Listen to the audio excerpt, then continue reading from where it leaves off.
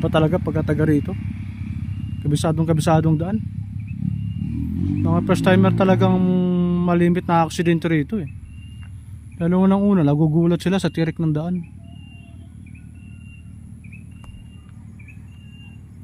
Huli na lang ma-realize nila na ang daan pala ay masyadong tirik. Kaya yun, nga umaatras, kuminsan naman bumubulusok pababa. Sumasalpok sila dun sa mga guma na yun, mga gulong. Yan, yung mga gulong na yan, kalimitan dyan sila sumasalpok. Malaking tulong na yan, yung gulong na yan, dahil yan ang nagiging stopper. Kasi kung wala yan, dire-diretso sila doon sa bangin.